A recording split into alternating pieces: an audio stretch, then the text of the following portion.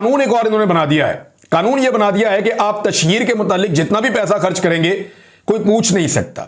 ये इन्होंने असेंबली के अंदर कानून बनाया कि अपनी तशहीर के ऊपर ये जितना भी पैसा लगाएंगे कोई इनसे उस पैसे के बारे में सवाल नहीं कर सकता और ना ही कोई कानूनी कार्रवाई कर सकता है। मेरे ख्याल में सबसे पहले तो इस कानून को चैलेंज किया जाना चाहिए ताकि ये कानून रिवर्स हो। लेकिन पंजाब के अंदर इनकी अपनी जो है, लाहौर में हाई कोर्ट भी इनकी अपनी मर्जी की बनी हुई है, सुप्रीम कोर्ट ऑफ पाकिस्तान भी अपनी मर्जी की बनी हुई है।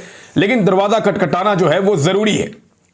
अदालत का दरवाजा खटखटाना जरूरी है, वो खोले या ना खोले लेकिन दरवाजा खटखटाना जरूरी है।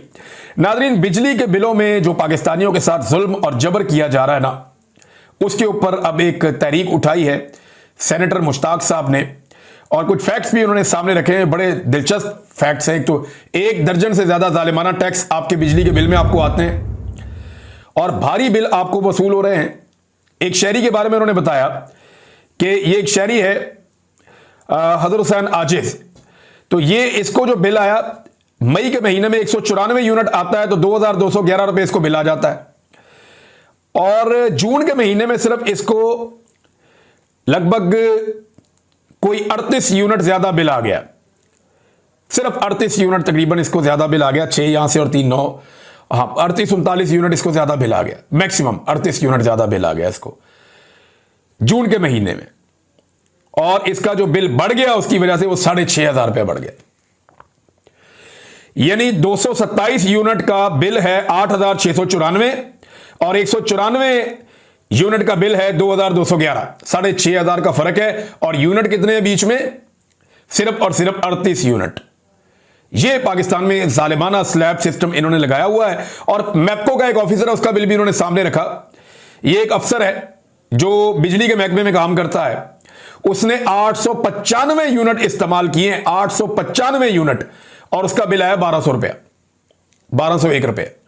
यार 1200 रुपया बिल लगभग 900 यूनिट इस्तेमाल करने वाले का और 225 यूनिट इस्तेमाल करने वाले का बिल लगभग 8700 रुपीज। अंदाजा करें इन्होंने कितनी ज्यादती की पाकिस्तानियों के साथ।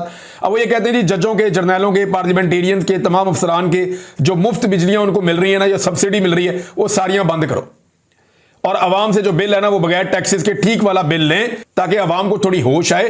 अवाम को तो आपने बिलों के अंदर ही जकड़ दिया पकड़ के, किरायों के अंदर जकड़ दिया पकड़ के, दवाइयों के अंदर जकड़ दिया पकड़ के, खुराक के अंदर।